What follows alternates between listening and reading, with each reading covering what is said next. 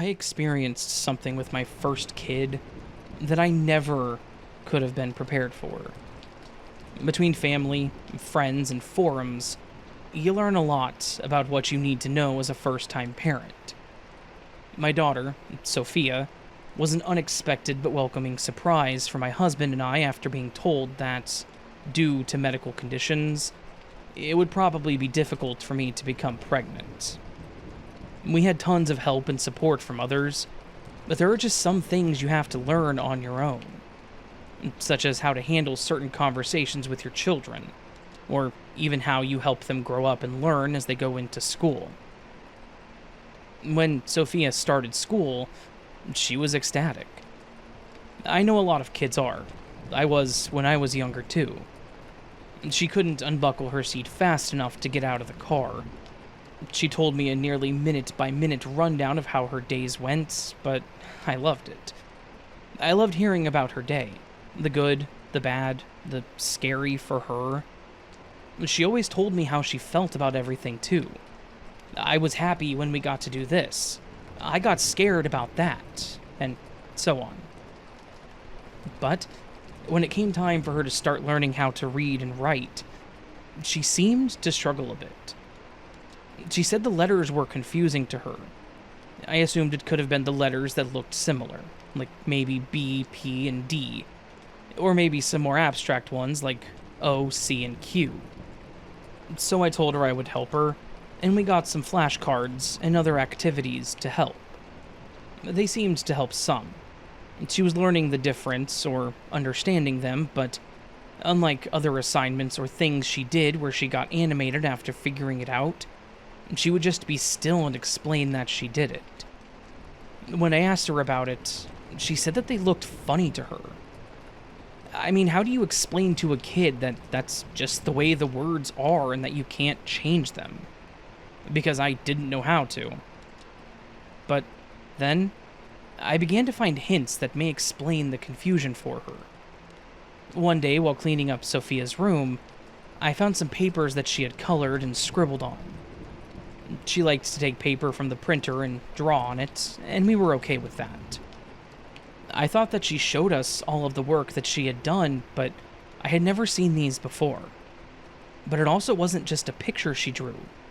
These papers had different symbols on them. Symbols I had never seen before. They were drawn in semi-straight lines, sometimes scribbled out and rewritten. Some of them were slightly changed, like a line drawn fixed or something like that. It was just so strange seeing these everywhere. Curiosity got the best of me, of course, and I asked her about it. I asked her what was the picture of, and she quickly corrected me. It's my name. I'm trying to remember how to spell it. She lit up when she told me this, like I was used to seeing her. I giggled about it. Knowing kids can have quite an abstract drawing to only tell you that it was a simple flower, right? But letters were something that she was learning, and I felt that it was appropriate to correct her, to help her with it. I showed her how to spell her name, showing her each individual letter and slowly enunciating it. Once I was finished, her smile slowly faded, looking more faked than anything. But she looked at me confused and insisted that I was wrong. She slowly pointed to the symbols, telling me what each of them were, just as I had done for her. But what she was saying was not English. I didn't know what she was saying.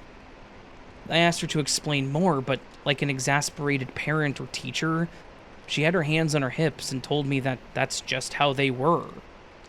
She then went into talking about something else entirely. After some quick playing and finishing her cleaning, I left the room, with the drawings in hand. All except for one. She asked to keep one of them, saying that she didn't want to forget again. She had several, so I had no issues with letting her keep one. I was just confused by the statement. I put the drawings aside, continued with my day, and, to be honest, forgot about it. While Sophia was at school, I had been on the computer looking for something in my desk when I spotted the drawings again. The curiosity all came rushing back to me, and I wanted to look into it more. One of the coolest things I've learned is how you can draw letters and symbols in a translator, and it can tell you what it is. So, I slowly and meticulously drew these symbols the best I could, and it answered some questions. The symbols my daughter was writing were Arabic. How on earth did she know Arabic? And where could she have learned it? I can't say that we were super careful with what we watched around her. She seemed to really understand the difference between real life and fake movies. We didn't watch anything graphic around her, but we still watched some more than PG-13 kind of things. But even after asking my husband, we could not think of anything we may have watched that had Arabic writing in it, especially to that extent. But based on what I found, Sophia was writing something to the effect of AI something AN. I don't know if I was writing something wrong or if Sophia did, but it seemed to kind of break in the middle. But what I was putting was definitely those letters. When Sophia returned home that afternoon, I asked her about it. I showed her one of the papers that I had taken from her room a few days prior. I pointed to them, and I asked her again to help me with the letters. I spelled it out like I did above in English, but she was pronouncing them in Arabic. In between both of us confusing each other, I was finally able to get her to break it apart more, and I could see the middle letter that I was missing. It was a D. So now I had AIDAN. I was trying to pronounce it to her, and she laughed and said, "No, Nadia." She wrote it backwards? I tried to mention this, but she again laughed and said, "No," that I was in fact wrong, and sounded it out, pointing from right to left. Again, I let it go, telling her that she could go play while I continued to look into the name. But once I put the symbols in, as Sophia explained, sure enough, it read back to me as Nadia. Sophia was definitely writing in Arabic, but the mystery still remained on how she knew this. I again left it alone that night, after showing my husband what I learned. He was just as astounded by it as I was. When I was getting Sophia ready for bed, I brought it up one more time. I mentioned the name Nadia. She confirmed it was her name. When I told her that her name was actually Sophia Grace, she agreed, but said Nadia was her original name. I asked her if she knew Arabic, since that was how she wrote it. And she smiled and agreed, saying English was new and different to her, but that she liked it. That definitely could explain why it was harder for her to start learning how to read and write. It was a completely different language for her, and it was written from left to right. I then asked her about her name, about her knowing Arabic, and she happily explained more. She explained the home she used to live in. She explained how it was always hot, and the homemade bread that her mother would make. She even said that she was sad that it was over because she missed her mother, but she knew that she had to go, that God had told her it was time. She explained it like how a parent would tell her it was time to go home. I asked her how that happened, how she had talked to God, and she got quiet, claiming she couldn't remember. The change in her mood was pretty noticeable, and what she told me already was not something I would have ever expected in my life. I certainly didn't want her to recall something traumatic, so I wasn't going to push it. I'd heard stories about past lives before, but it was never talked about when I was a kid, as it wasn't something my family believed in. I looked into it a lot more after Sophia's recollection. If I was skeptical at all before, I definitely wasn't afterwards. A past life was the only explanation that I could come up with. If she just heard one word or phrase, maybe from someone or a movie or show, I could explain that away. Especially if where she heard it from also included the story of a young girl with her mom. But the fact that she could pronounce the symbols correctly, and that she wrote them from right to left, and later she could even write more letters. She was trying to write out the whole alphabet, I believe. I just couldn't explain that. She had to have learned that, or known that from something deeper. And the change in her demeanor when I mentioned meeting God, that nearly gave me the chills. I was convinced.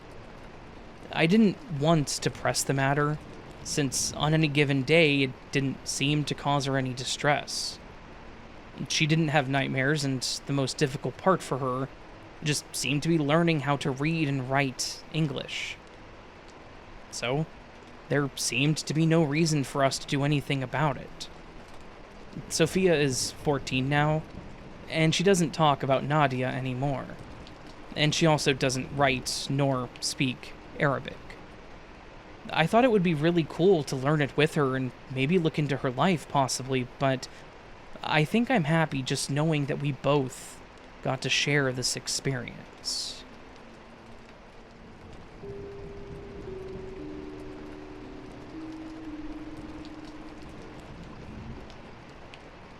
This started a few years back. I've been out of school for about 20 years now. I went through my yearbook flipping the pages.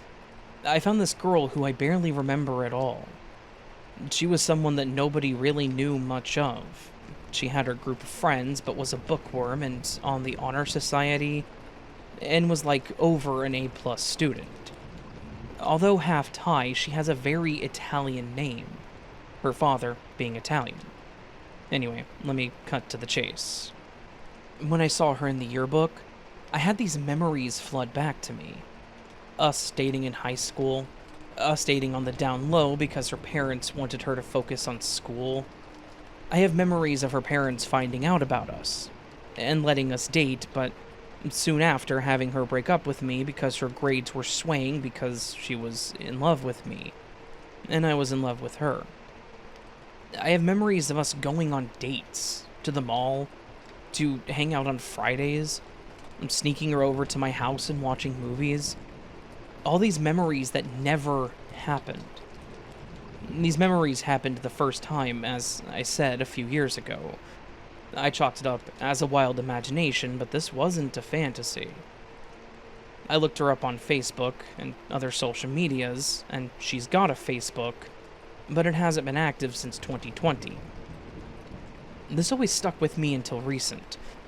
And just the other day, I saw her picture again, because my cousin asked if I went to school with his boss. I showed him a picture, and the last name, starting with M, was in the same row of this girl. Those memories flooded back in again, so strongly that I closed my eyes and shook my head, almost feeling like I was in some warp. My cousin even asked if I was okay, and I said I had déjà vu. These memories were even stronger than before. Memories of being intimate. Of our first kiss. I swear that I was with this girl because I can even remember gifts that she's given me from the past. I don't have them because they've been lost in time, I feel. For a couple of days, I almost felt like I had a mini breakdown because I can't explain this or tell anyone else. Even writing this makes me teary-eyed of a love and a heartbreak that I once had.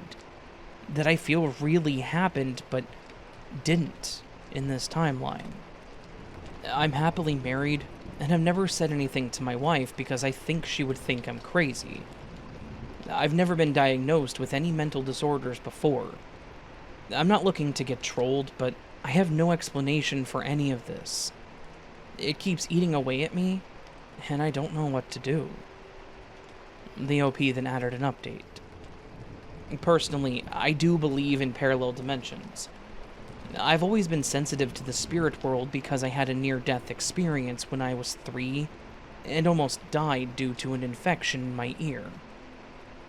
I've had an experience before the Mandela effect was even coined, this other experience happening in 2005. Anyway, as I said, if you want me to get into more detail, I'd love to. As of now, I've been trying to put all that I've felt this last week behind me. I found a lot of support from the people on Reddit, and also praying to the Almighty, but these things behind me. I strongly believe there was a connection to me and this girl. When this whole thing hit me, Wednesday, April 10th, I couldn't get past the thought of something that I had and lost, and the love and the heartbreak that I had. I couldn't reach out to any of my friends or fam because, again, they would think I was nuts. As mentioned, I almost felt like I was having a mini breakdown by Friday. I am happily married and I haven't told my wife this, nor do I plan to because she wouldn't understand. I found her on Facebook and LinkedIn, but will not reach out at all. Every day is getting easier, but these memories are seared into my mind. The only thing I can think to compare this to, remember the first time you went to the ocean. If you've never been to the ocean, then think of something that changed your life that you'll never forget. This is just like that. These aren't fantasies. These aren't things that I just thought of one day. These hit me like a freight train, and I've never experienced anything like this before.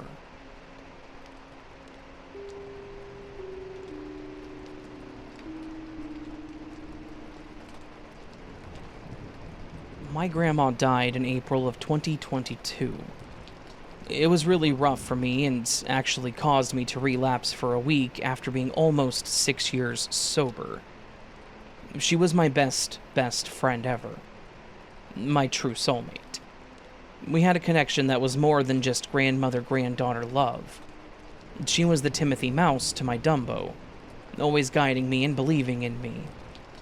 I haven't fully went through the grieving process of losing her because of how I numbed my emotions right after she passed, so I still find myself completely breaking down at random times over her.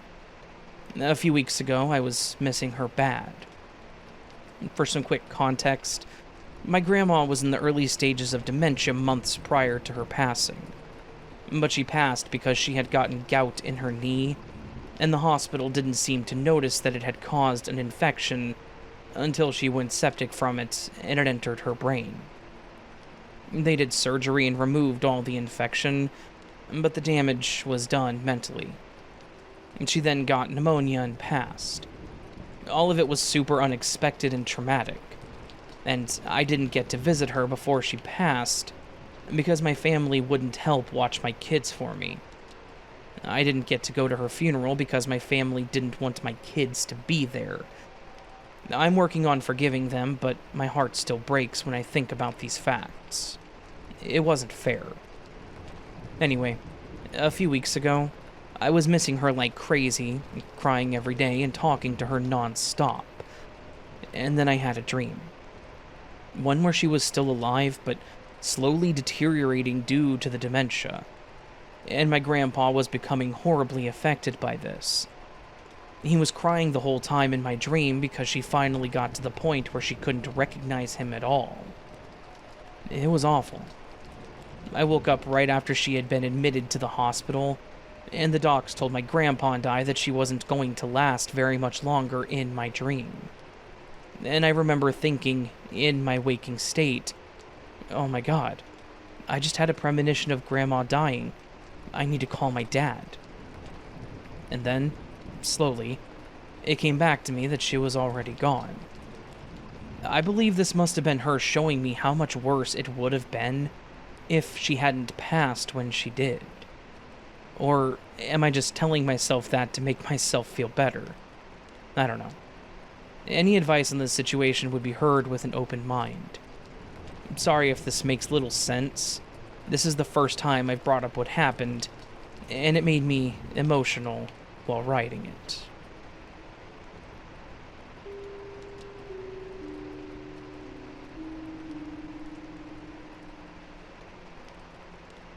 I live a little ways out in the woods, on a small dirt road with a few neighbors who also live on our small street. It's a quiet place. We all know each other and get along decently. Given that we host little bonfires sometimes, and invite the neighbors around to grill and have a few drinks, we often discuss things that we've seen lately in our little patch of forest. A group of lovely deer, a mischievous raccoon, or the odd wandering bear often are topics of conversation. However, inevitably, we often end up on the subject of a mutual experience that most of us have had, with unexplainable phenomena happening around our homes. It's no secret that my woods tend to make people a bit uneasy. It's dark, it's quiet, and that tends to make people tense. I'm definitely no different. I don't go outside at dark if I don't have to, and I get spooked at times when an animal makes a ruckus. There are some things, though, that I just can't attribute to animals. To start, I have to go all the way back to when I was 13, when I first moved onto this property. I often felt watched at night. I was terrified to sleep without the lights on. I tried my best to ignore it, but I was honestly terrified to be outside at night or be here alone. For my 14th birthday, I decided to face my fears so I could pitch a tent outside and camp in the yard with a few good friends. One of them left in the middle of the night because they were so anxious. Another left early in the morning after barely sleeping at all. The last friend stayed a couple extra days, but was creeped out the entire time. She claimed to have briefly seen an apparition of a pale woman with dark hair standing in our yard, and felt something touch her at night. She was truly terrified, and I could tell. When I tapped her shoulder, she startled very easily, and almost hit me out of fright. This was very abnormal for her. I spoke to my uncle who lives next door about the woman she saw, and to my surprise, he claimed to have also seen the same apparition multiple times. He wasn't even surprised when I brought it up. I moved out not long after this, but recently moved back. Since returning as an adult, I've heard several stories from my family and neighbors about weird phenomena like this. My uncle has seen the lady, but also shadow figures, and heard some unnatural noises coming from the woods at night. As a man who has lived out here for 40 years, he's very familiar with the usual sounds of animals and nature, and he didn't think these sounds were natural. His wife has also seen shadow figures and weird masses of black energy. She claimed to have been pushed over by an unseen force after witnessing one of these black masses of energy. She has never gone outside at night since. My grandmother claimed to have been chased by a shadow entity several years ago on this property while walking back from my uncle's. It stopped at her front door and watched her while she cried and called my aunt and uncle for help. Understandably, they said nope and told her to light some sage. A couple neighbors have claimed to have seen similar shadow figures, as well as the apparition of the lady on occasion. I still feel watched, and I regularly cleanse my house to keep whatever it is out there as far from my home as possible. A good friend of mine, when I first moved back in, called me with concerns over a dream that she had. And this was before she had ever seen or set foot on my property. She described my house and property perfectly, and described seeing the same pale woman that multiple people now have seen. I was understandably shaken, considering she'd not once been to my home at the time, and I hadn't really discussed the weird happenings with her. She spent the night one time and refuses to do it again. My street is super creepy, and I have come to accept that something more is here. With all the shared experiences, I can't deny that something is out there. It's been here a long time, and it seems to make itself known to anyone who spends enough time out here.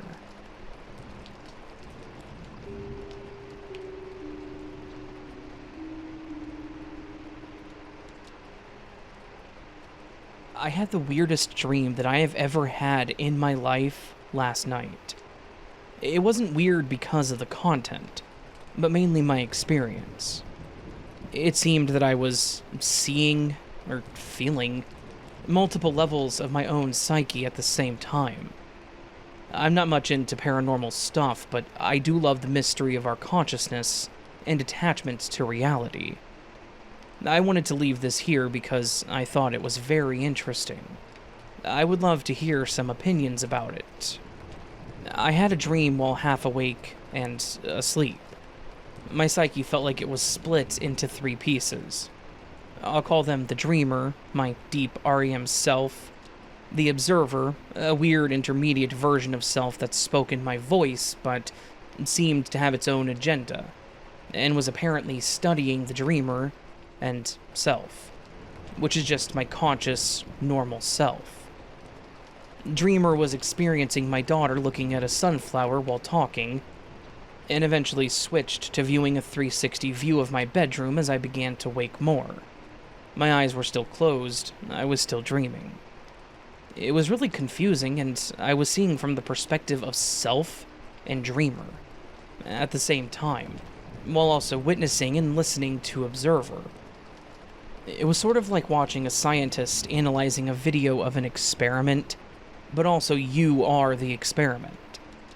My daughter's voice was strange and high-pitched, but I knew it was her. Her and the flower's physical appearances came across as almost sentient heat maps. They were fluctuating colors of different intensities, but I could still recognize them. When she spoke, the colors she was comprised of moved and flowed with energy, and the sunflower's colors reacted similarly to receiving her voice. The bedroom appeared to resemble one of the early DeepMind art images, like a very confusing palette of colors and shapes. But somehow I knew it represented my room, even though it was entirely illogical. Observer was picking apart the dreams, looking at their heat maps. He seemed entirely consumed with studying their fluctuations, and didn't seem to notice my watching. Eventually, it appeared that he noticed something was off, began to mutter, slightly upset, and then disappeared entirely, leaving only self and dreamer. Then, I woke up very confused, as if I'd been ripped out of a deep sleep suddenly.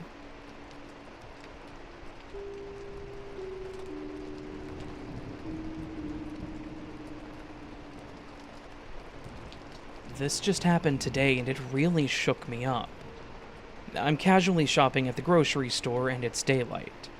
I'm walking around, and I pass this really tall black man, maybe in his 20s or 30s. I noticed him looking at me as I passed, but that happens often, so I didn't think too much of it. But then I noticed him not only walking around me, but constantly staring at me. I went around to different aisles, just trying not to overthink it, but every time I looked up, he was already there staring at me. I was too freaked out to even focus on shopping. After roaming around more, I noticed that he wasn't around, so I figured he left, thinking thank God. But then I looked out the sliding doors. It's a small store, so they only have one entrance and exit. And he's standing outside, and still looking at me. At this point, I get really freaked out.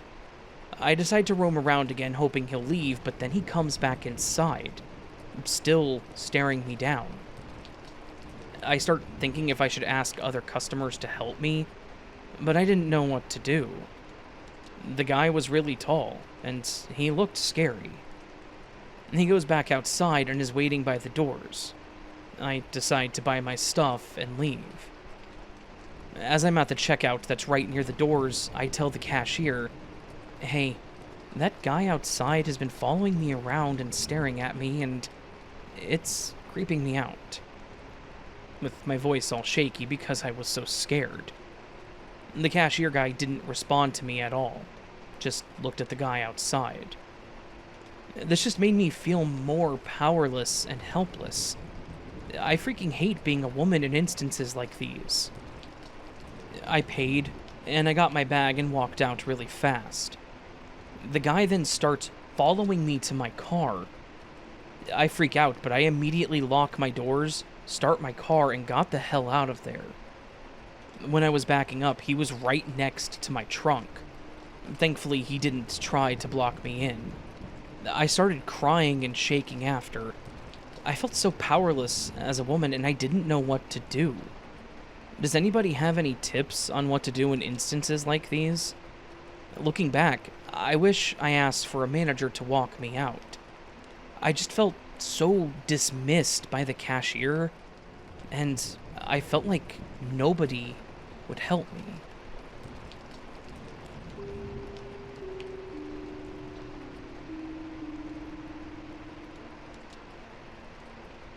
So, I want to start off this story by mentioning that I have dissociative identity disorder. My name is Ms., and I'm the only one in my system who is experiencing something like this. Basically, I can remember living an entire life up to the point of being 22 years old that I never actually lived. I have pretty severe memory loss and a strong feeling of disconnection from the life that I'm living now, which makes these fake memories feel a lot more vivid and real to me. And I'm not sure if this implies anything, but all of my memories from my current life are in third person, while the memories from my past life are in first person. So, this entire situation can be explained by me having DID, since fake memories, or pseudo-memories, are somewhat common with it. But it's always felt like something more than that, and I figured you all would find it interesting either way. Anyway, I'll just summarize all of these memories to the best of my ability. I grew up in a trailer park somewhere in the Midwest. My mother was an alcoholic, and my father was out of the picture. The town was very small and rural, the kind of town you drive past on a road trip and don't think twice about. I can picture it clearly in my mind. Badly maintained roads with no lines or sidewalks, ancient buildings with cracked bricks and dusty windows. I can even remember the smell of motor oil and dirt. I lived in that town until I was 12, when my mother and I moved into a tiny apartment in a city a few hours away. I found a group of friends at school who stuck with me until I was in my 20s. The oldest was Mac, who was 2 or 3 years older than me. He always wore a red beanie and tucked his shirt into his jeans. He was pretty tall, with curly reddish-brown hair and stubble. I remember having a major crush on him for a few years, and eventually losing interest when I was 20. Then there was Landon, who also went by Lauren sometimes. She was only a few months older than me, but she acted like I was 5 years younger than her. She had long, dirty blonde hair, and often wore a turquoise flannel. She was pretty wild and liked to mess with us, but was super protective of me and her younger brother. Her younger brother was named Conifer, and he was a year or 2 younger than I was. He was really timid and seemed uncomfortable a lot of the time, but I think he hung out with us because he wanted to fit in somewhere. I didn't mind having him around, but I did worry about him sometimes. He was pretty short and scrawny, like a strong gust of wind could take him out. His hair was short and pretty messy. Basically, he looked like one of those small dogs that are permanently disheveled and just kind of pathetic. I remember hanging out with this group a lot, and mostly skateboarding around the bad side of town late at night, sneaking into abandoned buildings, and doing drugs. Basically getting into trouble wherever we could find it. There are 2 memories that feel the most important to me, so I'll explain those in detail.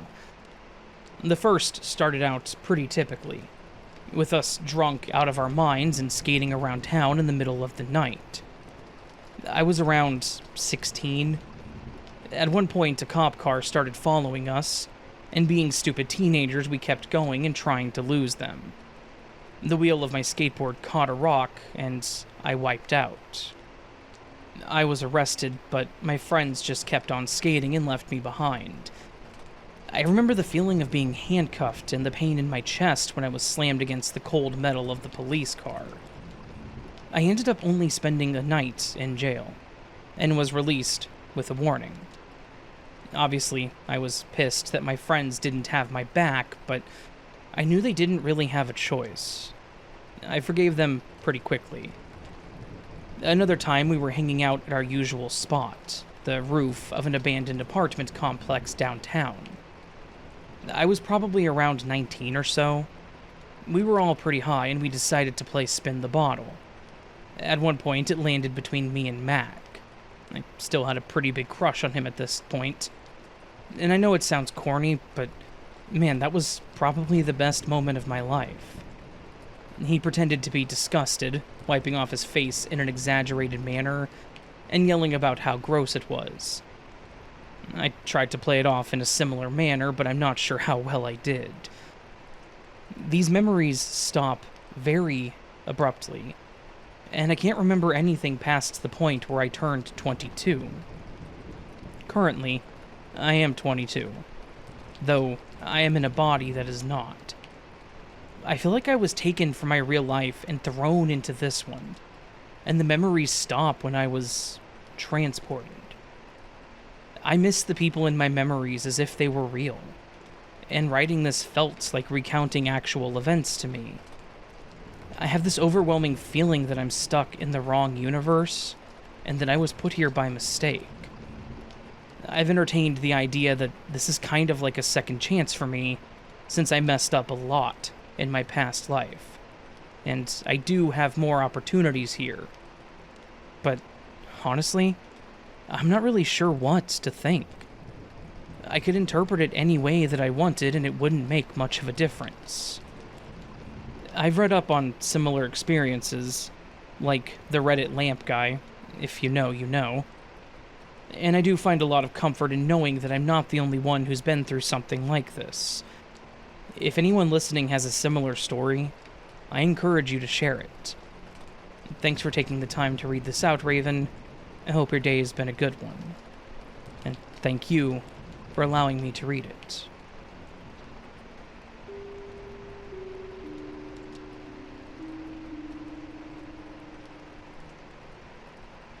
I consider this a parallel universe glitch. Let me start by saying that I love your channel. Your narration style is awesome. Thank you. Here's a little about me. I'm a blind woman in my mid-30s. I've had several near-death experiences, visions, and dreams about key people in our news. And those things have come true. I don't consider myself a prophet or a psychic. I'm just someone who God has picked to tell people the things I've seen along the way. Complicated, I know. I've told people about them. Some believe me, some don't. And I never see in my normal dreams. But during my experiences in this glitch, I could see perfectly. But anyways, back to the glitch. It was after a rough weekend of family drama, so I was just ready for a peaceful night's sleep. But I got much more than I bargained for. As soon as I closed my eyes, I woke back up. But I wasn't in my room. I was in a living room just like mine, but I knew it wasn't mine. I could hear lively voices coming from the kitchen. One of them sounded just like myself. The other belonging to an acquaintance that I knew from college. We had dated a couple of times, but neither one of us felt any chemistry. So we just agreed to stay friends. But in this reality, the other me was with him. I could see them hugging and touching each other, which made this super awkward because I knew I was in her space. On the counter, though, was a McDonald's bag with 2 coffee drinks beside it. I could tell her to tell him to make sure that she didn't get his black coffee this time. And that caramel cinnamon roll was the best flavor on the planet. I know for a fact that our McDonald's does not have that flavor, which sounds like they should, actually. I sat there for a few minutes as they ate and planned out their day. She talked about how grateful she was that now we have a garage instead of that nasty carport. Well, there's one difference between our houses, I thought. But I must have stared too long because he shouted, "You're beside me, baby, but there's another you on the couch. Who is that? Man, you cappin', you sure you didn't get high with that dude down the street? She laughed. No, baby, I'm serious. Something isn't right here. She looks just like you. Get up, and if I tell you to go outside, go, he cried. Well, that was my cue. I moved as fast as I could out of that living room, but I couldn't run out the door. Her front door was just like mine. Heavy oak and makes a lot of noise when you open it. Plus, they were right in the kitchen beside the back door, but running towards me. So the only place I had to go was upstairs. I know, not the best choice, right? But it was either that or the basement, if this house had one. But I found a hiding spot in one of the closets and stayed there as they were calling my name. I was shaking and sweating at this point, worried at what other me might do if she found me. Anyone remember the show Fringe? Yeah. It's so creepy to hear your own voice call out your name in another room. I stayed quiet until I heard him tell her to get in the car. He said that he didn't know what to do, and the cops wouldn't believe him. And their pastor didn't believe in parallel realities. She just told him to chill. They argued for a minute, but I heard them open up the back door, crank up the car, and drive away. I sat there wondering if this was some lucid dream, but I'm not gonna lie. I checked out her clothes. Nice, but edgier than mine. The house? Identical except for the garage and possibly the basement. I slowly made my way downstairs and decided to curl up on the couch. I shut my eyes and prayed that I could escape back to my bedroom, and I did just that, right as they were pulling back into the garage, bumping a song that I guess all of us liked. I was fully awake now and home sweet home too, all the while feeling scared yet peaceful. Because other me seemed to have a nice life, people who care about her, and I just hope that she hasn't had to deal with the identical dysfunction and health issues I've had over the years. And yes, before you ask, other me is blind too. He was able to see me, but she could not. I hope this didn't shake her world up too badly either. I began to just call this a strange dream. That is, until I felt a piece of paper stuck to my foot. I took it to my parents and they told me exactly what it was. It was the McDonald's receipt, with caramel cinnamon roll coffee and all. I guess it fell out of someone's pocket during the chase. They asked me where it came from, and I just told them that I had no idea. I've told them about my other experiences, but this, I just couldn't. So, I took the receipt from them, and I keep it in a box with special items. This was extraordinary. Maybe I'll submit some of my other stories, but until next time, I hope everyone enjoys this. And keep having that zest for life. Other me.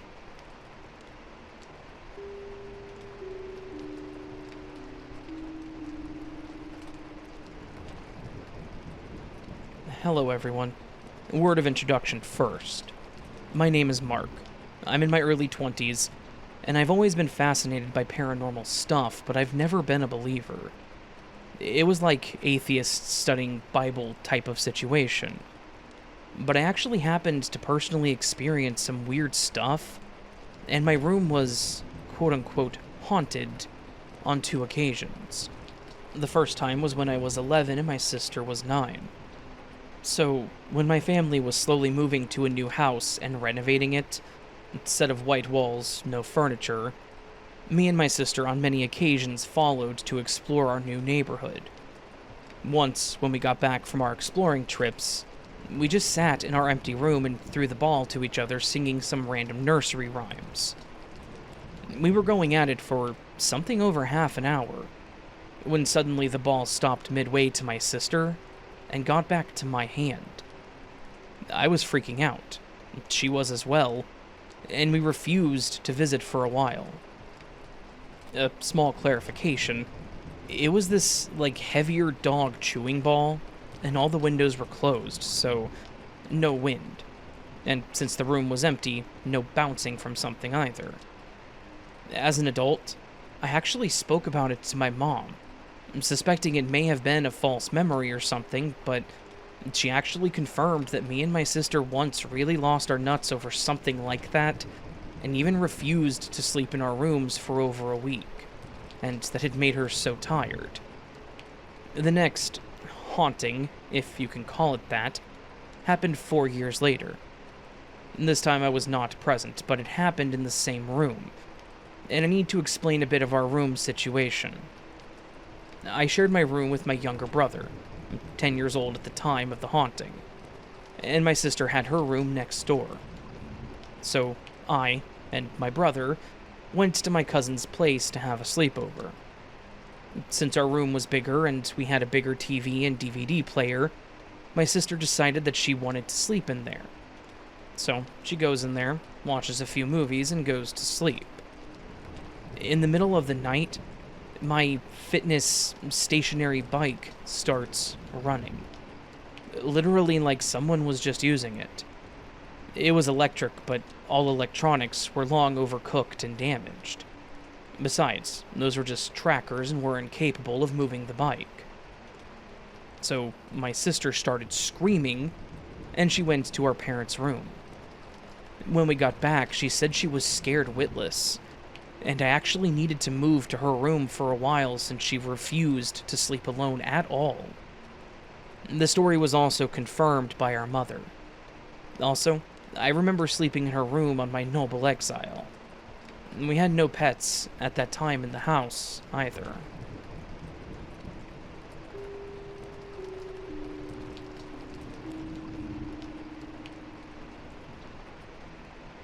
To clarify, I did not have my phone with me at the time of the story because I was at a summer camp that has a strict no electronics policy, and so I could not record any audio or videos of the event that I'm about to describe.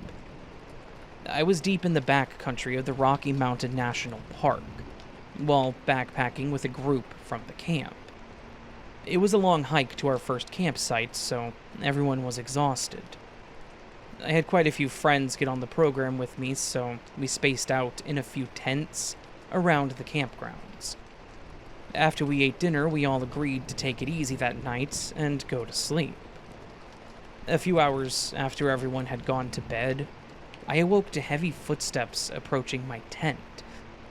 A moment later, I heard my friend's voice silently call my name. He asked me to go with him to the bathroom.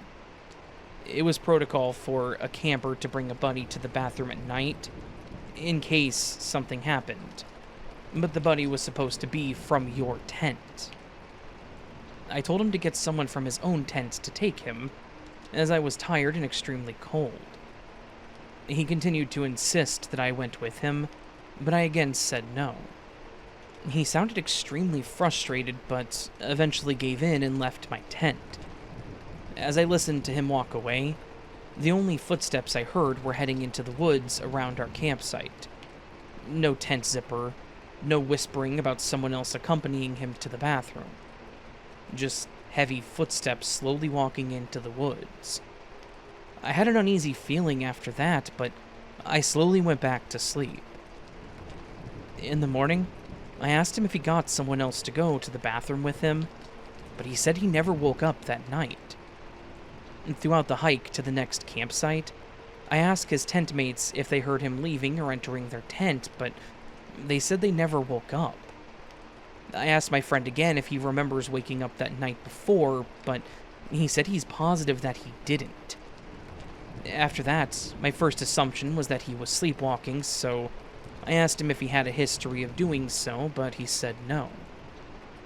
After that, I started to think of how odd the interaction between me and him was.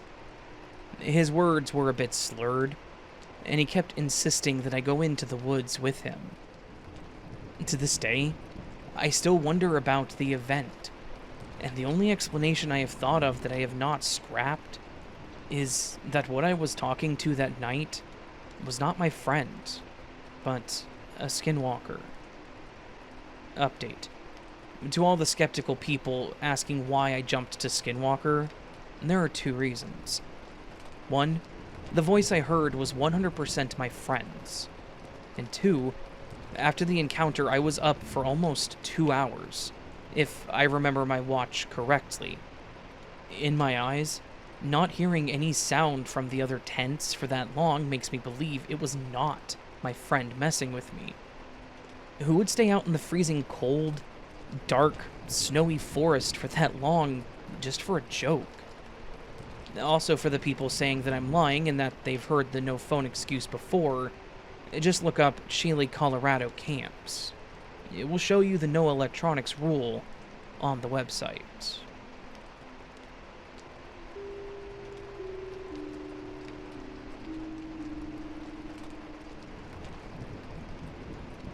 I am the father of 2 wonderful and smart boys that are 3 years apart. Braden was the oldest, Damien the youngest. Braden being our first, we had to learn a lot of things as a first-time parent. And while there were some rough moments, we got through it. And he's a very happy and healthy boy.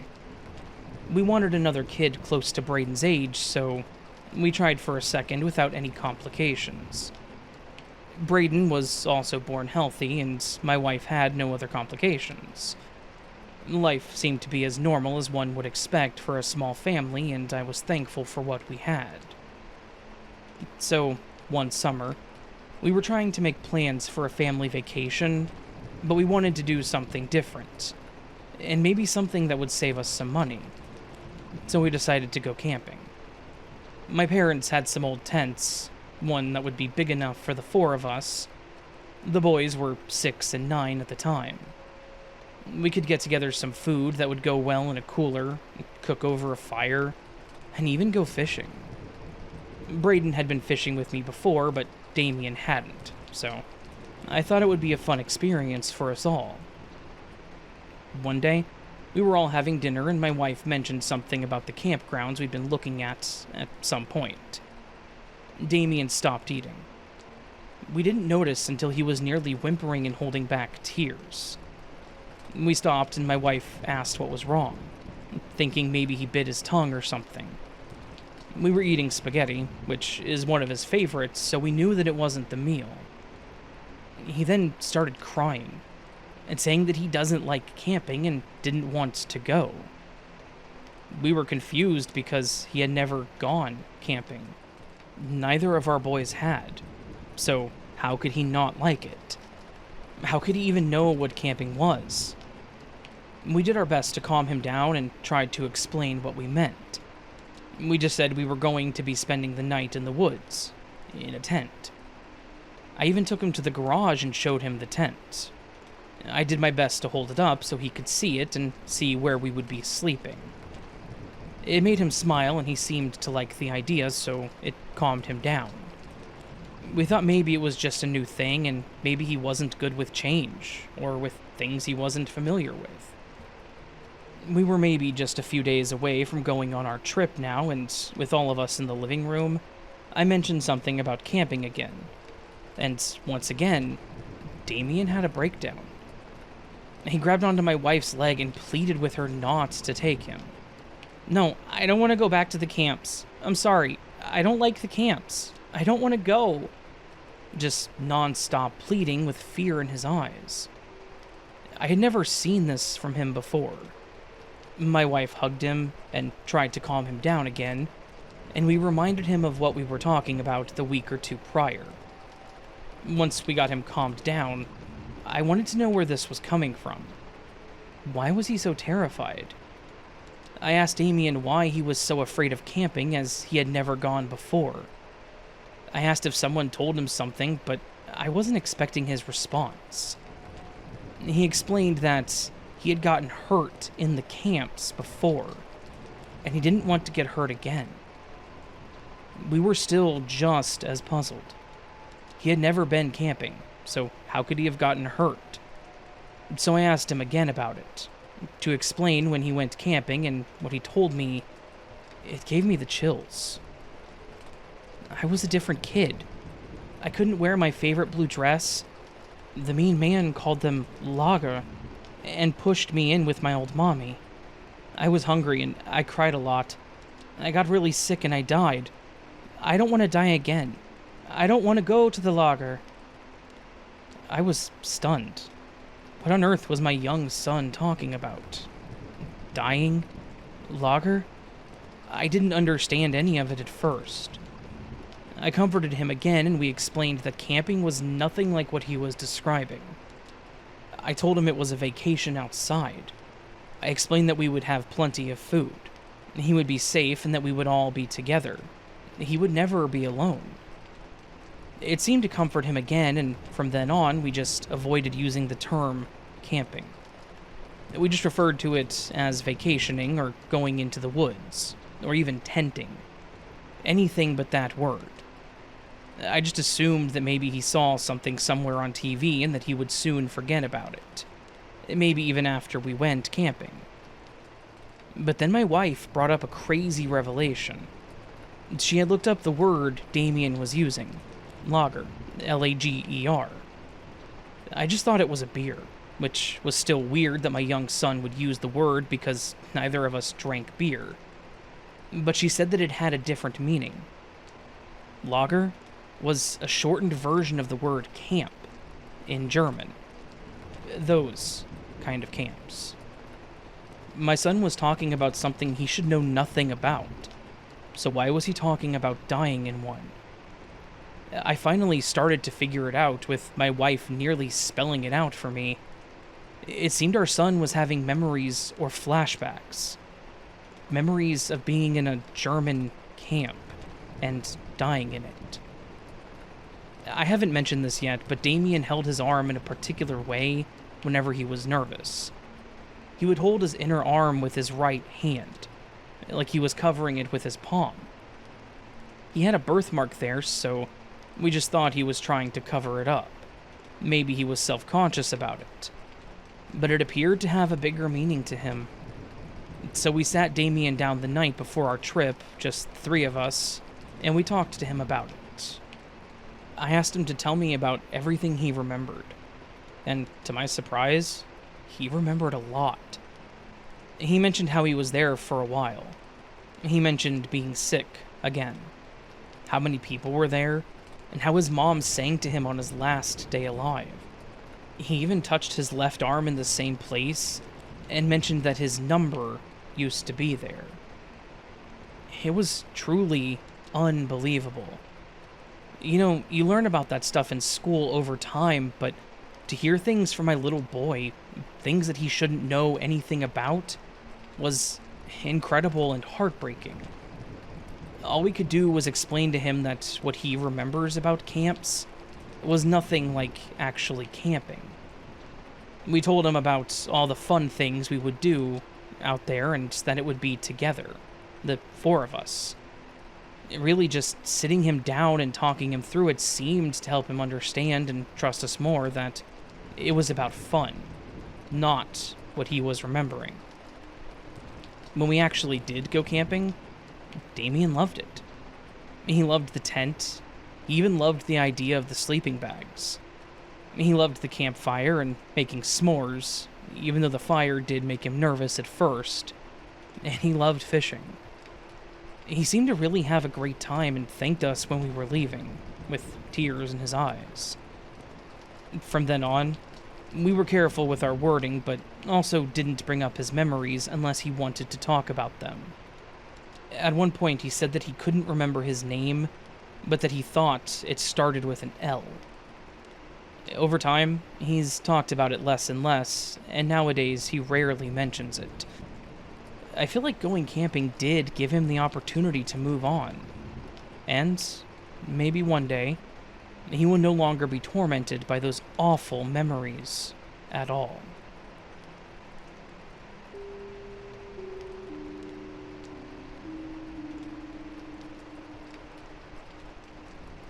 A few months ago, I woke up with the sensation that everything around me was unreal, as if I had entered a parallel universe.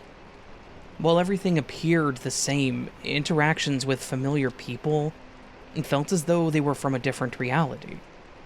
I kind of just accepted this feeling and thought maybe I just had an intense dream that had me feeling like this, or something like that. Since this happened a few months ago, I still think about it from time to time, and it still feels like a bit that this is a parallel universe, and not the one I originally came from. But it still feels like I don't belong here. I have a peaceful life, and I'm a positive person, so I'm not depressed or anything like that. But this week, when I had a day off work, I had the same experience. Like I switched to a parallel universe again. This time, the feeling was worse than the first time it happened. Everything felt so unreal, and I had a very uneasy feeling in my body. Everything felt wrong, and I had the feeling that I don't belong here. I tried to get these thoughts and feelings away, but I couldn't concentrate, and was shaking a little bit. Everything was the same. My room, my house, my parents, but everything felt wrong at the same time. This has been going on for days now, and every time I think about it, that this is not my universe, I get a very nervous feeling and can't concentrate. Before I fall asleep, my heart races, and my dreams feel more realistic than ever. Like they're not dreams, but real experiences. I can't explain what has happened to me, but I continue to live on despite the persistent feeling that this is not where I belong. Like I switched places with an alternate version of myself from this universe.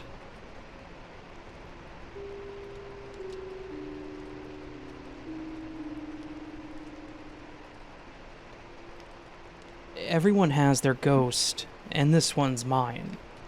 But it's strange because I don't know how it could be a ghost.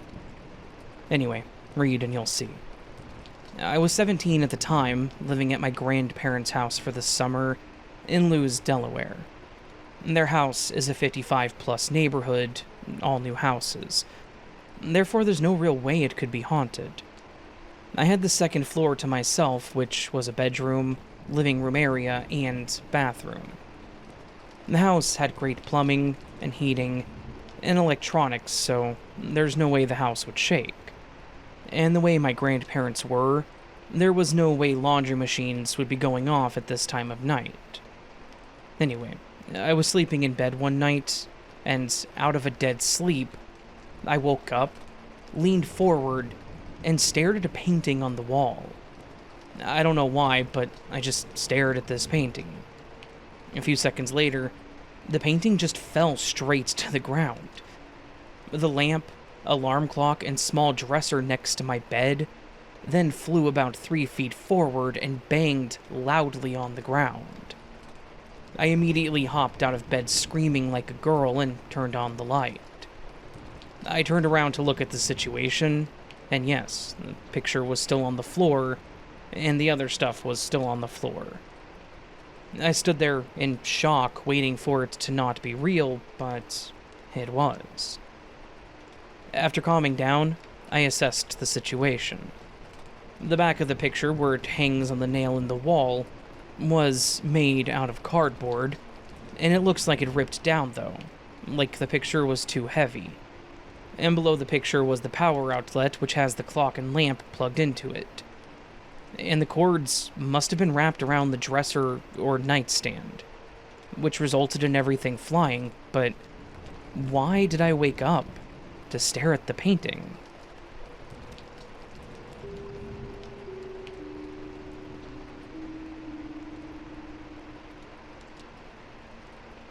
For the last several months, I've struggled with really bad insomnia due to health issues that I have.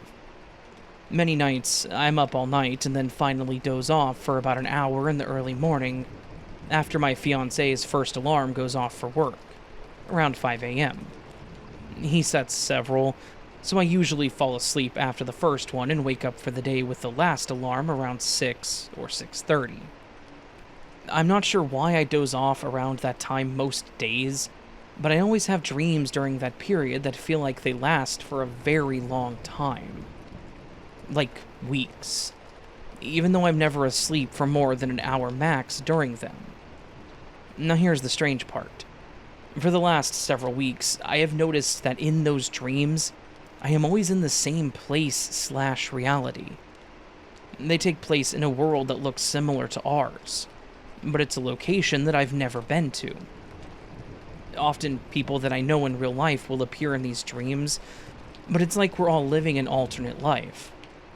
In the dreams, we live in a different place, in a specific apartment that I remember visiting before in a past dream, but 100% have never seen in real life. However, my fiancé has the same job as in real life. The dreams have details that are kind of similar to what happens in our regular lives, but things are slightly different. And some circumstances or details aren't the same. For instance, my mom lives all the way across the country in real life, but in my dreams, she somehow lives nearby. It feels like in the dream, a lot of things are exactly the opposite of the way things usually are. In the dreams, it's like the world is, I don't know, smaller somehow. It's like the whole world can be summed up in a small area where things take place, and nothing outside of that exists. It really does feel similar to a simulation or something. This whole scenario is so strange because ever since I was a little girl, I have always had my dreams take place in the home I'm living in at the time, and they revolved closely around whatever was going on in my life right then. This is the first time that I feel like my dreams are transporting me to some other reality, where I have a life that has some of the same details as my real life, but everything else is almost backwards. I hope that this makes sense. Any thoughts?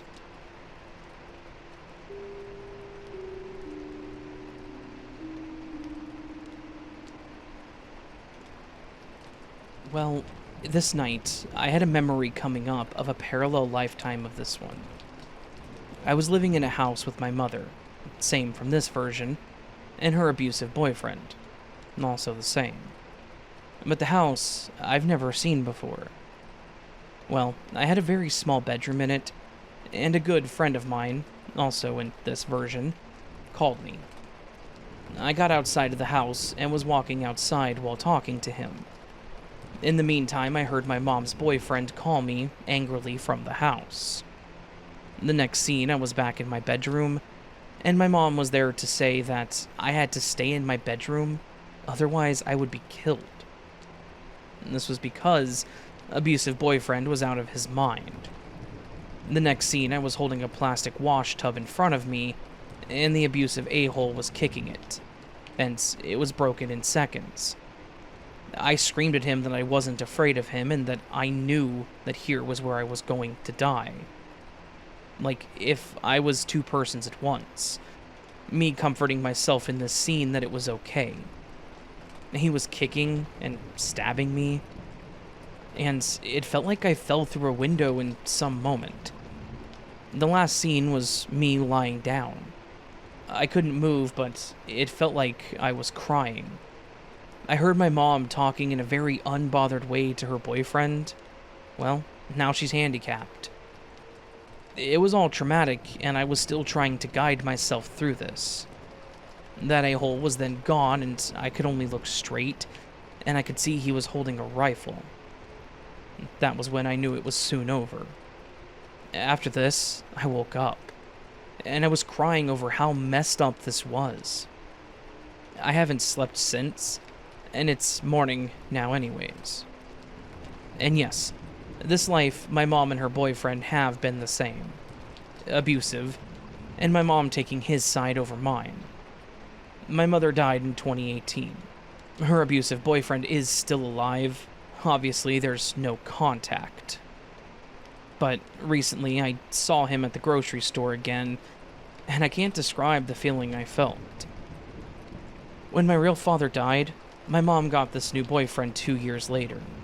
The second he set a foot in the doorway, I felt my heart sink to my feet, like you would have if you saw the boogeyman kind of vibes.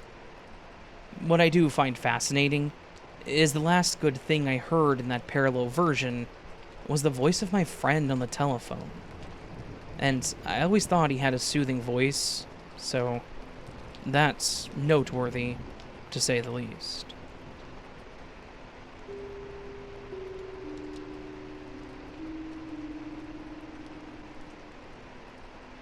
Hang on, because the story is kind of long and nearly 40 years back, but I still recall every moment clearly. During the 1980s, I was just out of high school, starting college, and all my friends were hippies or punk rockers, and we all considered ourselves open-minded or alternative, with a spiritual seeker aspect. About 1982, my friends and I were driving home from the San Francisco Bay Area back home to Fairfield, California, and we're in a grassy but desolate green belt of the eastbound Interstate 80, about 10 miles from town. We both saw two individuals in the center median of the nearly empty freeway just reclining at rest on the sloping grass, like in a relaxing nap. They were a man and a woman, both in their early 20s, dressed only in off-white muslin long robes, with rope for a waist belt, and sandals just like ancient monks. Even though we were about in the fast lane, I slowed, and with a quick word to my friend, we agreed to stop and pick them up. The decision was instant, and very compelling. We both avidly practiced hitchhiking in those days as riders or drivers, but the couple had paid no attention to us yet. I stopped my Volkswagen on the left, emergency side of the still quiet highway, and as soon as I did, the man and woman casually got up and approached our car, holding only a bedroll and one canteen. We asked if they wanted to ride with us, and they requested a ride to fill the canteen. They got in the back and were totally quiet, until asked questions. First thing I noticed as an experienced hitchhiker was how totally immaculately clean they both were. Even 1 hour of hitchhiking on an interstate freeway can make you dusty and grimy. And these two were so clean, and they smelled like the ozone from electricity. Like an anti-odor that was practically sterilizing the air in my car. When asked, they stated their names were Matthew and Sarah. I asked if those were biblical names, implying born again, and they both nodded deeply to my inflection. I next asked what was their faith, and they replied they were called the Brothers and Sisters of the Road, or Disciples of Christ. Remember I stated, between questions, they both said nothing on their own. In no way did they try to preach to us about anything. I asked more questions, however, such as their purpose. They replied they both had earlier met others who already were just as they were now, and they were crossing all over the country, alone or in pairs, because Jesus Christ was alive, reborn in the flesh in modern America. He was a long-haired, swarthy, olive-skinned carpenter who wandered America in only cutoffs and a t-shirt. He was blessing these traveling monks as they met them to true disciples, under laws of absolute poverty, existing by charity and absolutely no home or possessions, inspiring others to be giving souls, and transforming the whole world one by one through purity and simple faith. I asked if they suffered any hardship or feared robbery or violence. They replied, "A monk's robe with no pockets is an invisible cloak to evil men or thieves. We have nothing to take." With that, we reached my local junior college campus, also nearly deserted in the summer, and said farewell. My friend and I were truly awestruck by this meeting, as the mood and vibe of the two passengers was like no other human beings we had ever met. We told all of our friends, but no one had ever seen or heard of them or any group like that. A year or two later, I was in Michigan driving on a highway beneath a cloverleaf bridge and saw two older ladies in the same robes on the overpass in front of me. I gave a friendly toot as I approached, and they peered down, made eye contact, and gave big waves back to me. All these years, I have asked people and searched online but could find no other witnesses or written evidence of these white-robed travelers of the highways.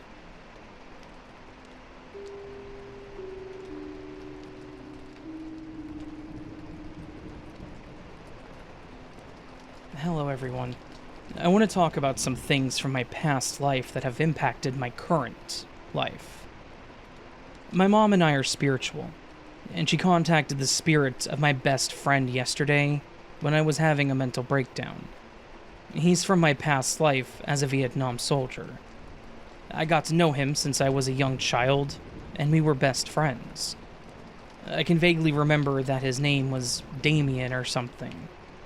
I basically grew up with him, and his family treated me as I was one of them. Very nice family at that time. But once the Vietnam War started, things took a turn.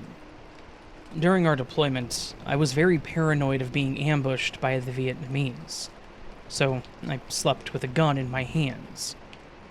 Due to all the mental issues going on at that time in the dark environment, I accidentally shot my best friend because I heard someone walking towards me in an odd way. I was devastated, and I turned bat crap insane after that. I was no longer suitable for duty, so they sent me home. I was full of regret, shame, grief. People around me were treating me harshly because we veterans, quote-unquote, failed to win the war. And the family members of my best friend even placed a curse on me out of anger and resentment. The curse that I would never be happy and fulfilled again. This curse has haunted me into the current life that I've been reincarnated into. I always asked myself why I feel like I'm not worth it, or why the things in my life happened the way they did. Now I feel like the pieces of the puzzle are fitting together. The purpose of my current life is to lift the curse and become mentally strong again. I can finally have peace with myself now, which I wasn't able to achieve with psychotherapy before. Moral of the story? Unresolved mental issues and curses can haunt you into your next life. Be sure to cope with them, and be open-minded or disciplined to meditation. This way you gain insight about previous lives, and you can prevent yourself from making the same mistakes this time.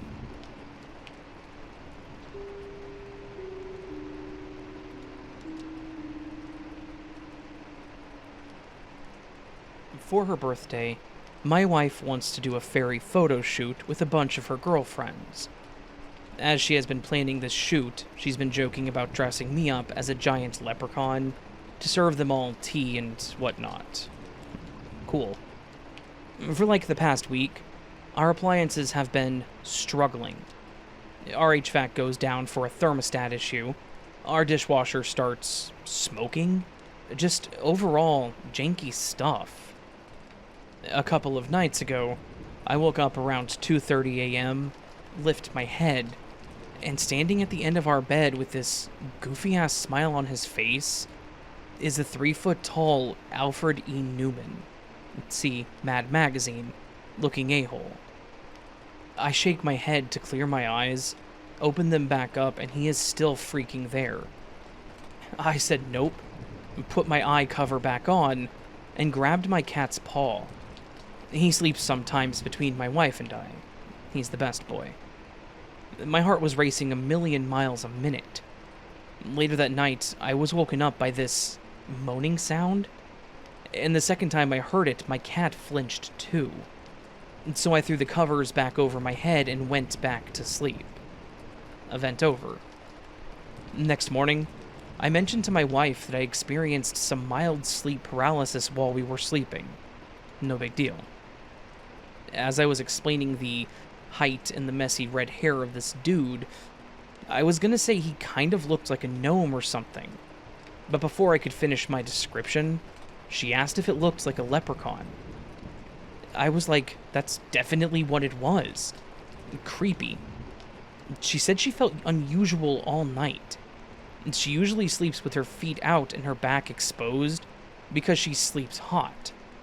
But that night, she tucked her feet and covered her back because she kind of felt something moving around her.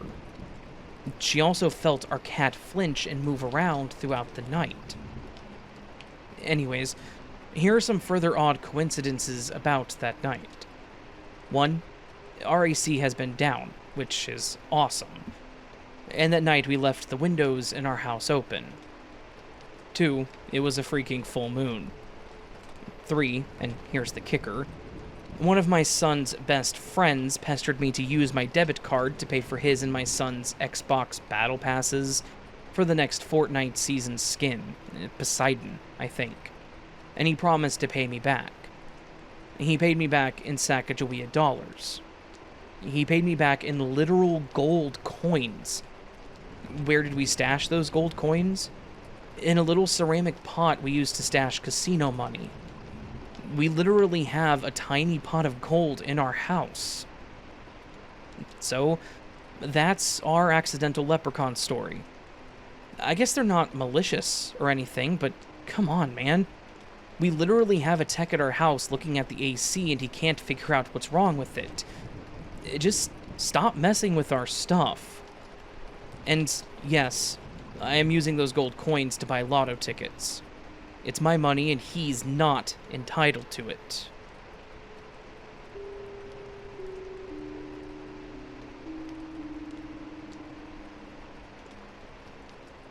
Today, someone knocked at the door, and I opened thinking it was someone from my parents, and the whole experience was odd. There was a short, older, late 60s Hispanic woman looking down holding some pamphlets, and a tall 6'4" Hispanic man with sunglasses and a cap wearing a leather jacket. He seemed strange since it wasn't even a sunny day, and didn't even look at me when I opened the door. He stood a few feet back from the woman looking up at the siding. I looked back at the woman, who was now looking up at me but still not saying anything, and then I noticed her eyes. They were light green/gray, and the pupils were thin slits. I couldn't stop staring. I was frozen, not comprehending what the heck I was looking at. My toddler ran over to say hello, and I felt afraid and instinctively closed the door with just my head peeking out. And she still hadn't said anything. Usually, Jehovah's Witness people would have started talking by now. Maybe she hesitated to speak as she saw that I was uncomfortable. After staring at each other for what seemed like forever, I forced myself to break eye contact, and looked down at her hand to see what she was trying to peddle. They were brochures of pictures of Jesus, and she stuttered in Spanish that she wanted to make an invitation as she flipped through the brochures in her hands, but never actually handed one to me. I would have taken it to be nice, but she didn't.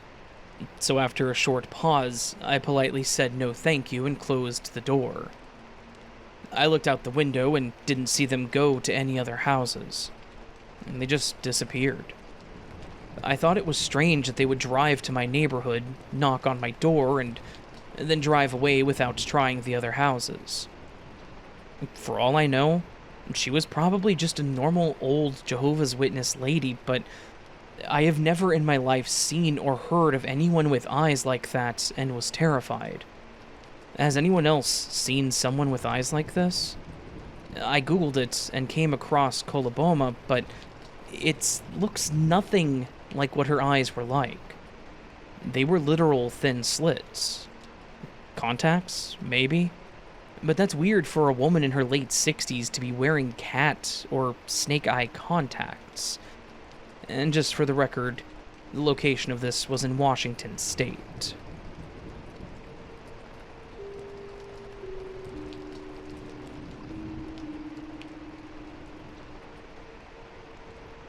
I had recurring dreams when I was 5 years old. I even wonder if it was a dream because it's like I actually lived it. It took me years to try and understand it. I was a young Asian woman who lived on a boat. I had to take a smaller boat to get my father to the mainland to see a doctor because he was very sick and coughing. He was so weak. He was laying down in the boat, and I knew that he would probably die that night. I lived my life on the water, and operating a boat was second nature to me. I remember being torn that I couldn't get the boat there fast enough, and thought that I could be free when and if he did pass. I remember feeling shameful for that thought. I was so young, maybe 17 or 18. The waters were dark and calm, and a big full moon was in view, and a gentle warm breeze combed my hair. I was in angst of my father dying, and yet giddy at the impending freedom. A mix of emotions for sure at the sudden turn of events. It was so real.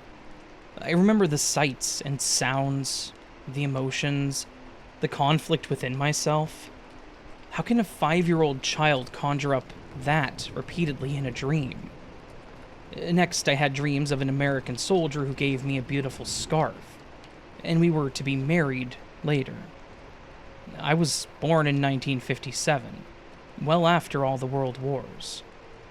I keep wondering how I could have known details about such mature, complex emotions and circumstances as a young woman in the 30s or 40s. The dreams were too vivid, too detailed, and I know that I once lived this. My father died before we got to the shore, and I cried.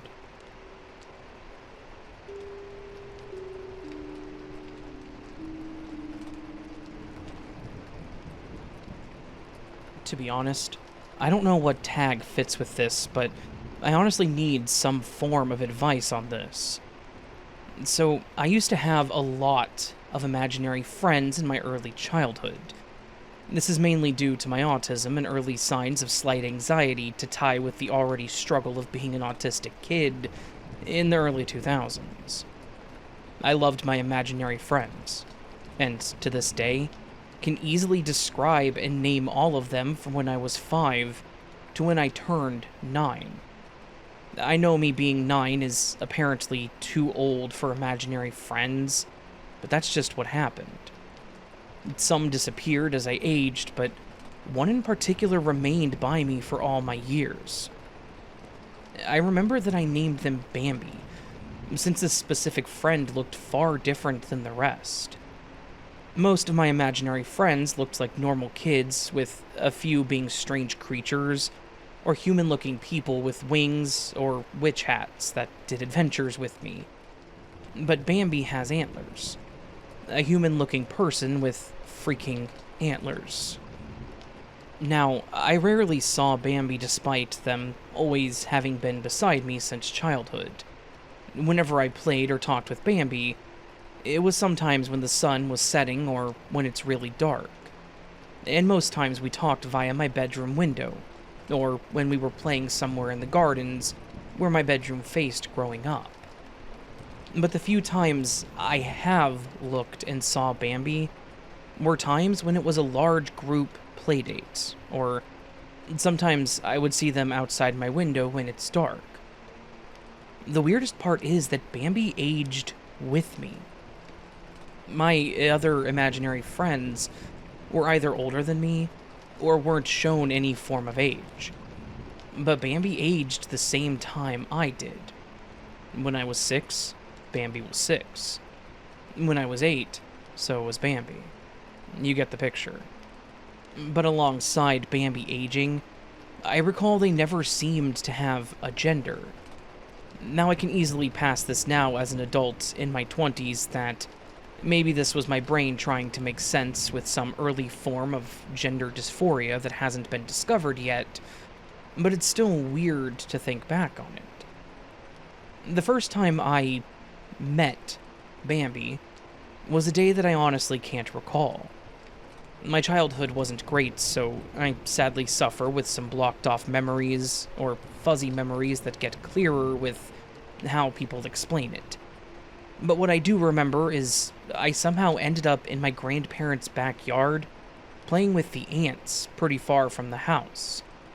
As if it wasn't obvious, I was a pretty weird kid already. When suddenly I looked up and saw them standing by one of the trees in broad daylight. My grandparents' old house was a very typical suburban house, with a backyard pool, but also was set up in the part of the backyard that I was in, with a long dirt hill that went down to the other suburbs, that honestly were nicer than I've ever seen. In a small forest that didn't hold caves or forest creatures as I liked to think back then, but more so led to the fence that blocks you from the highway. So Bambi was standing by the trees of this small forest and was just staring at me. I wasn't scared of them. Actually, it was the opposite, since I remember being very excited to see them. Now, here's why I kind of want advice on if Bambi was really part of my imagination at the time, or if Bambi was somehow something else. There are a few things they said and have done that, thinking back, makes me shiver. For an example, one summer afternoon, my mom brought me a bacon sandwich from the local grocery store, and I was eating in the garden with Bambi, which, thinking back, it was probably funny for my mom to see me toss half a sandwich to the bushes, when Bambi started saying how good real pork tastes, and how I should try their pork one day. Another thing that, as a kid, I never thought about, but now is a little freaked out about, was how every once in a while during our late-night games or chats, Bambi would randomly pester me to sneak out of the fence. Sometimes they would even offer to introduce me to their family, and every time I would refuse, only for it to start again the next day. Though I loved and deeply cared for them, I ended up never seeing Bambi again after I turned 10, and we moved to a house to make room for my little sister and just simply grew out of the other imaginary friends, and moved on with my life. I keep second-guessing who or what Bambi was, and currently my family and I made plans to look in our attic tomorrow to see if we can find the box of old stuff we had before the move, in which I hope I can find some drawings I had of Bambi, and hopefully I can share them here.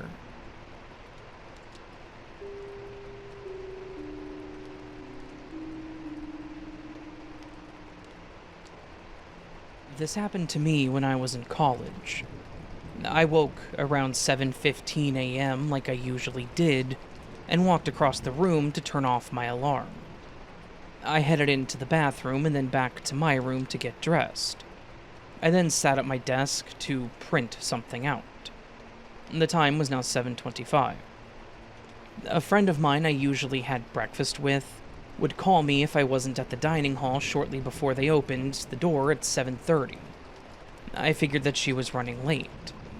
As I walked out the door, I noticed the angles of the hallway appeared to be off, as if the dimensions didn't quite make sense.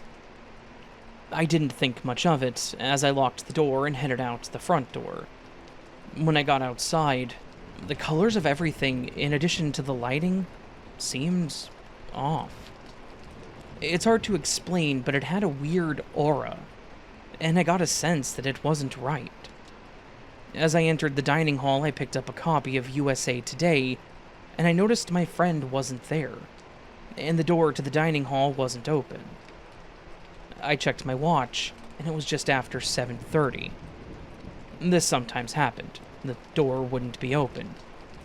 Just after the door opened and I was about to greet the person, I felt this forceful push, and this evil presence as if to say, "You don't belong here." Next thing I know, I'm sitting on my chair in my room and my friend calls me, wondering where I am. I checked the time and it was 7:30.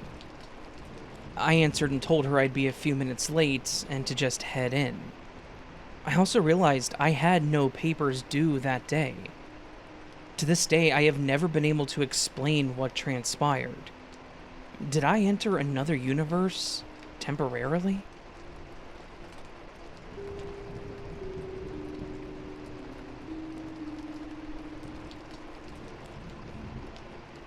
This happened to me as a kid. My memory of it is quite vivid, and I've never been able to explain it. I was attending a friend's 9th birthday party. One of the events was a scavenger hunt, where we were supposed to go out into the neighborhood to seek out various items. Although I'd visited my friend's house before, I somehow got turned around, and found myself in a totally unfamiliar surrounding. What made this very strange was that even the environment didn't match his neighborhood. The style of houses and even the natural terrain was different. I was getting scared, and I noticed a man working on his car in his garage. I cautiously approached him, and I asked him if he could tell me how to get back to my friend's house, and I gave him the address. He gave me a strange look, and said that he had never even heard of that street, which struck me as impossible. I hadn't gone that far. Then he told me to get off of his property. I left and did my level best to retrace my steps. I was increasingly scared, but somehow, and I really don't know how, I soon found myself within sight of my friend's backyard. I returned to his house and the party resumed. No one seemed to think that I'd gone missing or even been gone for an unusual period of time, and I didn't say anything about what happened because I didn't want to be teased for getting lost within supposedly less than a block from my friend's house. But I still maintain that where I found myself absolutely did not line up appearance-wise in any sense with that entire area. Was I briefly, unknowingly transported to an alternate universe? To another part of the country? I don't know. I realize the story may not be as terrifying or weird as some, but when you're an 8-year-old kid and something like this happens to you, it is plenty scary.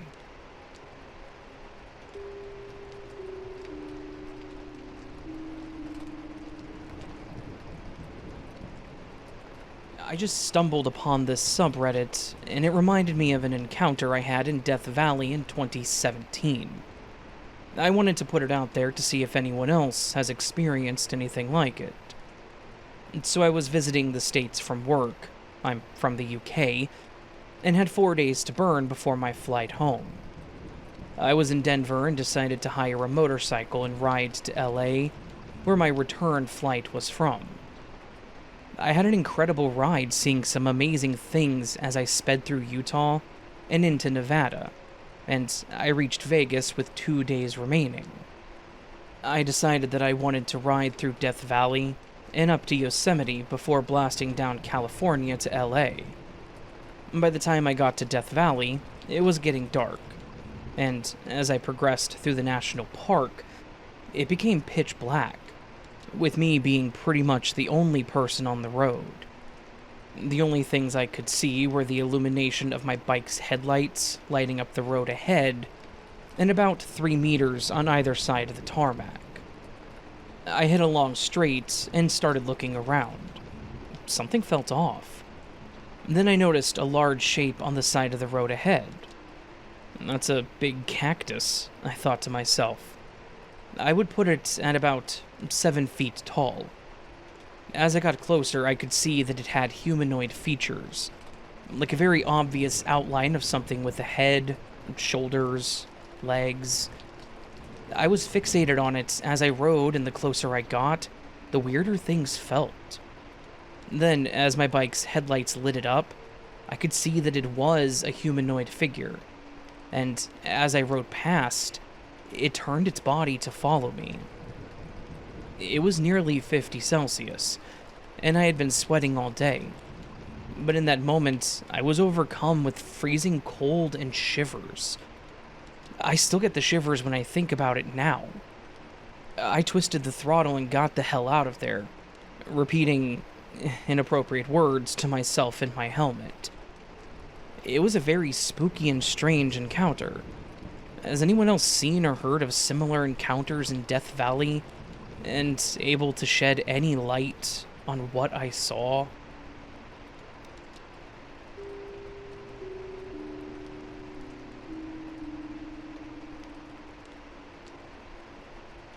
I worked in a children's hospital in my town, and took blood samples from neonatal intensive care, older kids, all the way from birth to 17. Most kids didn't like to give blood by using a tiny needle, and always preferred a finger stick. Yet the reality was that they hurt more. One day I entered the room of a super cute boy that I think was 3. His parents had both stayed the night, and they moved aside at a distance to allow me to work. Kids need a parental transference so they behave, and this way he would listen to me better.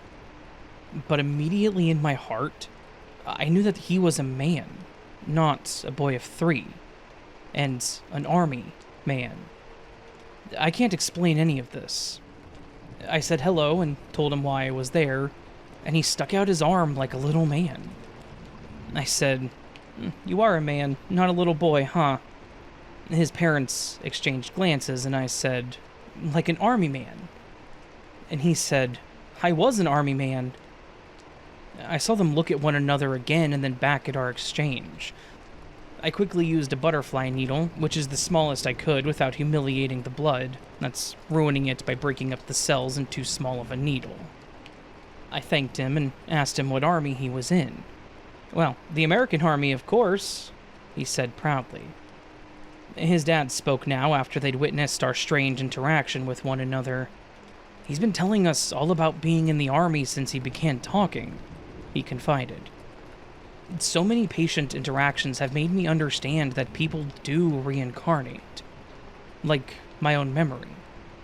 I know what things are, or songs that played in the 1920s forward. The image of the 20s seems to be always with me somehow. I think of people we love, who feel so familiar, and think, there's really a richer past than we can ever know."